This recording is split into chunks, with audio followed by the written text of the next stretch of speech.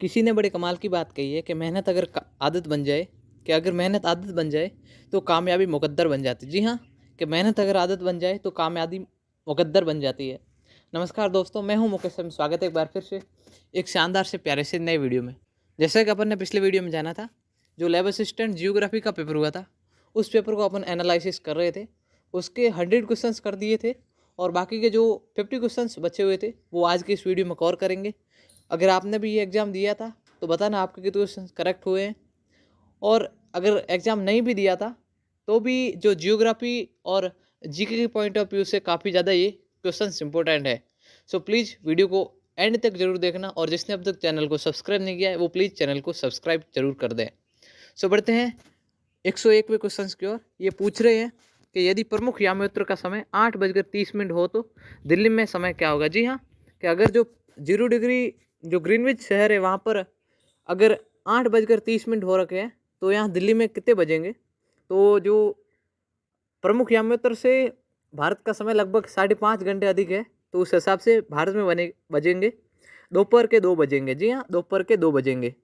उसके बाद 102वां क्वेश्चन है कि मई 1994 में जो डिजास्टर मैनेजमेंट को लेकर एक वर्ल्ड कॉन्फ्रेंस हुई थी वो कहाँ हुई थी। तो जो जापान का याकोहामा शहर है वहाँ पर जो डिजास्टर मैनेजमेंट को लेकर एक वर्ल्ड कॉन्फ्रेंस हुई थी। डिजास्टर मैनेजमेंट क्या होता है, जो भी ये प्राकृतिक आपदाएं आती है उनको लेकर उन पर एक चर्चा हुई थी पूरे वर्ल्ड में। तो वो हुई थी याकोहामा, जापान में। उसके बाद बढ़ते हैं क्वेश्चन नंबर 103 की ओर कि सुदूर संवेदन तकनीकी के संदर्भ में परावर्तकता शब्द का अभिप्राय क्या है। तो इसका अभिप्राय है किसी पदार्थ द्वारा प्राप्त एवं अवशोषित विकिरण ऊर्जा का अनुपात। जी हाँ, कि किसी पदार्थ द्वारा जो प्राप्त है और विकिरण ऊर्जा है उनका अनुपात कितना कितना है, तो वो है सुदूर संवेदन तकनीक। बढ़ते हैं 104 क्वेश्चन की ओर कि एस्किमोज द्वारा लकड़ी एवं व्हेल मछली की हड्डियों से बनाए गए घर को क्या कहा जाता है। जी हाँ, जो एस्किमो जनजाति है उनके द्वारा जो लकड़ी एवं व्हेल मछली की जो हड्डियाँ हैं उनको मिक्स करके एक घर बनाए जाते हैं, उन्हें क्या कहा जाता है। तो उन्हें कहा जाता है इग्लू। जी हाँ, इग्लू कहा जाता है उन्हें। बढ़ते हैं 105वें क्वेश्चन की ओर। निम्न में से कौन सा राज्य जिंक का प्रमुख जी हाँ दोस्तों, जो जिंक है उसका प्रमुख उत्पादक राज्य कौन सा है। 4 ऑप्शंस दिए हुए, राजस्थान, कर्नाटका, मध्य प्रदेश और गुजरात। तो इसका करेक्ट आंसर है राजस्थान। जी हाँ, राजस्थान में सर्वाधिक जिंक होता है। और राजस्थान में कहाँ पर होता है, जो खेतड़ी वगैरह ये जो स्थान है वहाँ पर जिंक पाया जाता है। सो बढ़ते हैं 106वें क्वेश्चन की ओर कि खगोल शास्त्री जिन्होंने ब्रह्मांड के विस्तार के बारे में सबसे पहले मत प्रस्तुत किया था उनका क्या नाम था। तो उनका नाम है इमैनुअल क्राट। जी हाँ, इमैनुअल क्राट का नाम है जिन्होंने जो ब्रह्मांड के बारे में सबसे पहले अपना जो मत प्रस्तुत किया था। इमैनुअल से मुझे याद आया जो फ्रांस के राष्ट्रपति है, जी हाँ वर्तमान राष्ट्रपति है इमैनुअल मैक्रो। तो ये भी कई बार पूछा गया है। सो बढ़ते हैं 107वें क्वेश्चन की ओर कि भूगोल शब्द का जो फर्स्ट बार प्रयोग किसने किया था। जी हाँ, जो जियोग्राफी जो टर्म है उसका फर्स्ट बार किसने प्रयोग किया था। तो जो इरिथ्रोस्टेथिस उन्होंने इसका सबसे पहले प्रयोग किया था भूगोल शब्द का।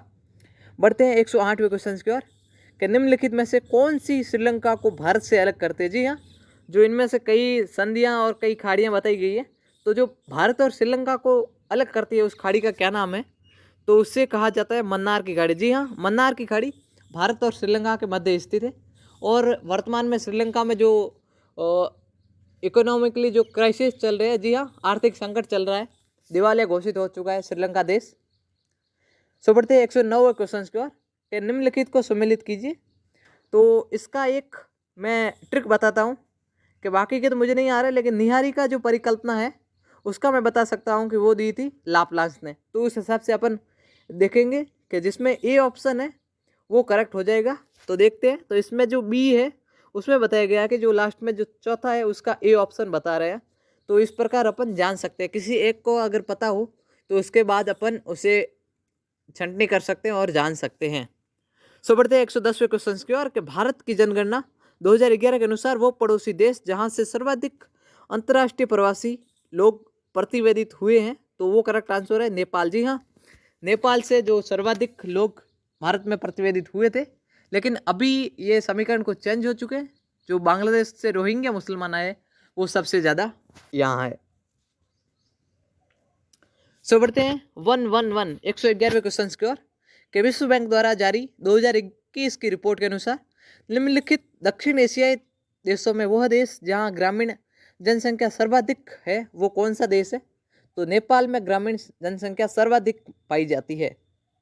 सो बढ़ते 112वें क्वेश्चन की ओर ये पूछ रहे हैं कि नवनिश्चितवाद जो न्यू डिटरमाइनेशन जो टर्म है वो किसने दी थी? तो ये दी थी ग्रिफिथ टेलर ने। जी हाँ, ग्रिफिथ टेलर ने जो न्यू डिटरमाइजेशन है वो टर्म दी थी। सो बढ़ते हैं 113वें क्वेश्चन की ओर कि जो क्योटो प्रोटोकॉल है, जी हाँ, जो क्योटो प्रोटोकॉल है वो प्रत्यक्ष रूप से किससे संबंधित है? तो जो क्योटो प्रोटोकॉल है वो संबंधित है ग्रीन हाउस गैसों की जो वजह से जो पृथ्वी पर जो ताप बढ़ रहा है उससे संबंधित है क्योटो प्रोटोकॉल। और कब हुआ था? 1992 में। जी हाँ, very very very important, exam of point view से काफ़ी ज़्यादा इंपॉर्टेंट, हर बार पूछा जाता है कि क्योटो प्रोटोकॉल कब हुआ था? तो 1992 में। सो बढ़ते हैं 114वें क्वेश्चन की ओर कि अफ्रीका का कौन सा हवाई अड्डा ग्रीनविच रेखा पर स्थित है? जी हाँ, जो ग्रीनविच रेखा है उस पर अफ्रीका का कौन सा हवाई अड्डा स्थित है? तो इसका करेक्ट आंसर अक्रा। जी हाँ, अक्रा जो हवाई अड्डा है वो जो ग्रीनविच रेखा है उस पर स्थित है। सो बढ़ते हैं 115वें क्वेश्चन की ओर कि निम्न में से कौन अभ्रक उत्पादन के लिए प्रसिद्ध नहीं है? जी हाँ, जो इसमें ऑप्शन 3 दिए हुए वो अभ्रक उत्पादन के लिए प्रसिद्ध है, लेकिन एक ऐसा भी दिया हुआ है जो अभ्रक उत्पादन के लिए प्रसिद्ध नहीं है। तो देखते हैं ऑप्शन क्या क्या है। पहला ऑप्शन बताया कालाहांडी, हजारीबाग, नेल्लोर और भीलवाड़ा। तो बाकी के 3 नाम सुने हैं लेकिन जो कालाहांडी है उसका नाम नहीं सुना है। तो ये है करेक्ट ए, कालाहांडी अभ्रक उत्पादन से संबंधित नहीं है।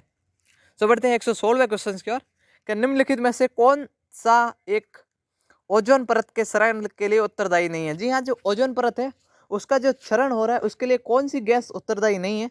तो इसमें जो HCl अम्ल है वो उत्तरदायी नहीं है, बाकी के तीनों मिथाइल क्लोरोफॉर्म, CFC और हेलोन्स ये तीनों उत्तरदायी है। तो बढ़ते हैं 117वें क्वेश्चन की ओर कि विषुववृत्त व्रत के शोभ सीमा में हवा का ताप होता है। जी हाँ, जो विषुववृत्त व्रत है उसमें जो हवा का ताप कितना होता है? तो वो होता है -80 डिग्री सेल्सियस। जी हाँ, -80 डिग्री सेल्सियस। सो बढ़ते हैं 118वें क्वेश्चन की ओर कि निम्नलिखित में से कौन सा समुच्चय रेखाओं का मूल लक्षण नहीं है? जी हाँ दोस्तों, जो समुच्चय रेखा है उनका मूल लक्षण कौन सा नहीं है? तो इसका करेक्ट आंसर है डी। जी हाँ, दूर दूर खींची हुई एवं कम घनी समुच्चय रेखाएं तीव्र ढाल को प्रदर्शित करती है। तो ये करेक्ट नहीं है, बाकी तीनों करेक्ट है। बढ़ते हैं 119वें क्वेश्चन की ओर कि कोपेन के अनुसार कोई शुष्क ऋतु नहीं, कोष्णीय तथा शीतल ग्रीष्म जलवायु लक्षण कौन सी जलवायु को प्रदर्शित करते हैं? तो ये है समुद्री पश्चिम तटीय जलवायु को प्रदर्शित करते हैं।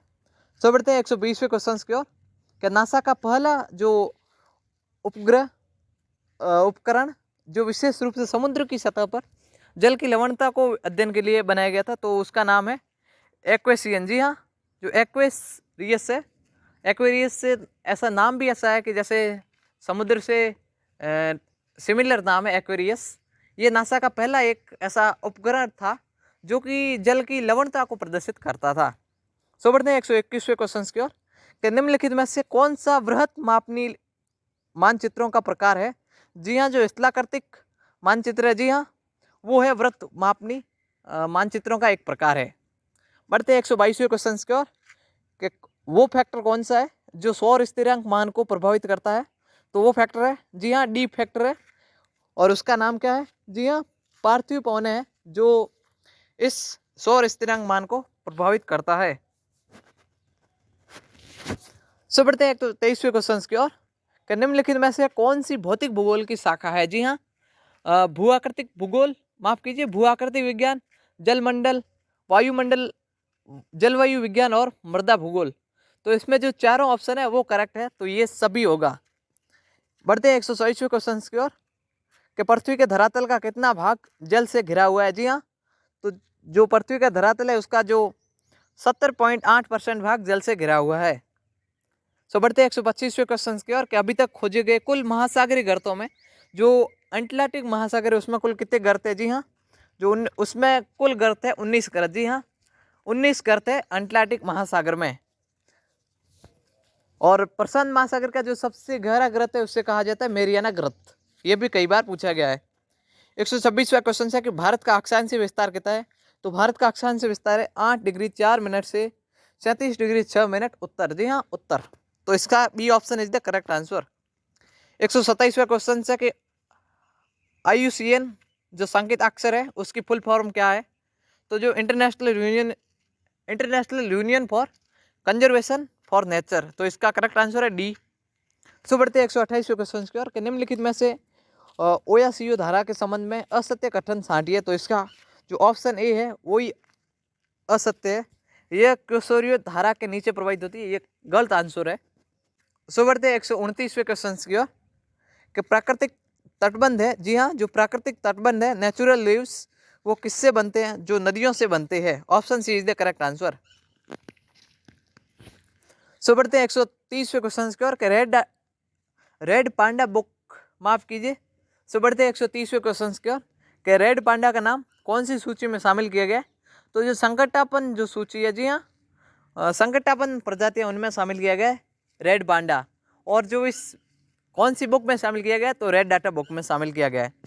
131वां क्वेश्चन है कि निम्न में से कौन सा प्रमाण पृथ्वी की गोलाकार आकृति को प्रदर्शित नहीं करता है? तो जो इसका करेक्ट आंसर है वो है ज्वालामुखीय उद्भेदन, ये पृथ्वी की गोलाकारी आकृति को प्रदर्शित नहीं करता है। बढ़ते हैं 132वें क्वेश्चन की ओर कि पृथ्वी के कुल जल का कितना % भाग महासागरों में पाया जाता है? तो लगभग 97% भाग महासागरों में पाया जाता है। सो बढ़ते हैं 133वें क्वेश्चन की ओर कि मंदाकिनी नदी गंगा नदी में कौन सी प्रयाग में आकर मिलती है? तो इसका करेक्ट आंसर है रुद्रप्रयाग। जी हाँ, रुद्रप्रयाग में आकर मिलती है मंदाकिनी नदी और गंगा नदी। सो बढ़ते हैं 134वें क्वेश्चन की ओर कि फूलों वाली बौछार किससे संबंधित है, किस राज्य से संबंधित है? तो इसका करेक्ट आंसर है केरल। जी हाँ, केरल से संबंधित है फूलों वाली बौछार। और जो फूलों की घाटी जो नेशनल पार्क है वो कहाँ स्थित है? तो वो स्थित है उत्तराखंड में। सो बढ़ते हैं 135वें क्वेश्चन की ओर कि निम्न में से कौन सी उष्ण समुद्री धारा है? तो जो गल्फ स्ट्रीम है वो उष्ण समुद्री धारा है। 137वां क्वेश्चन है कि निम्न में से असत्य कथन को छांटिए। तो जो इसका असत्य कथन है वो है पर्वत निर्माण की प्रक्रिया है, जबकि महाद्वीप निर्माण की प्रक्रिया, ये अनकरेक्ट स्टेटमेंट है। सो बढ़ते हैं 137वें क्वेश्चन की ओर कि मोहरोविसिक संबंधा निचली क्रस्ट एवं ऊपरी मेटल परतों के बीच पाई जाती है। तो इसका D answer is the correct answer. 138वां क्वेश्चन है कि निम्नलिखित में से कौन सी आग्नेय चट्टान नहीं है? तो जो गैसेराइड है वो आग्नेय चट्टान नहीं है, बाकी तीनों आग्नेय चट्टान है। 139वां क्वेश्चन है कि निम्नलिखित युग्मों में से कौन युग्म सम्मिलित नहीं है? तो जो इसका बी युग्म है वो सम्मिलित नहीं है, बाकी तीनों करेक्ट आंसर है। ब्राजील में जो स्थानांतरित कृषि उसे रोका कहा जाता है, इंडोनेशिया में उसे लादांग कहा जाता है और मैक्सिको में उसे मिल्पा कहा जाता है। 140वां क्वेश्चन है कि पनामा नहर के उत्तरी छोर पर कौन सा बंदरगाह स्थित है? तो पनामा नहर के उत्तरी छोर पर स्थित है कोलैन बंदरगाह। जी हाँ, कोलैन जो बंदरगाह है वो स्थित है पनामा नहर के उत्तरी छोर पर। 141वां क्वेश्चन है कि पृथ्वी की सबसे विशाल ज्वालामुखी कौन सी है? तो जो सिल्ड ज्वालामुखी है वो पृथ्वी की सबसे विशाल ज्वालामुखी है। जी हाँ, सबसे विशाल ज्वालामुखी है सिल्ड ज्वालामुखी। सो बढ़ते हैं 142वें क्वेश्चन की ओर के वायुमंडल की परत जिसके कारण पृथ्वी पर रेडियो संचार संभव है वो है कौन सी परत? आयन मंडल। जी हाँ, आयन मंडल है, उसके कारण जो रेडियो संचार है वो पृथ्वी पर संभव है।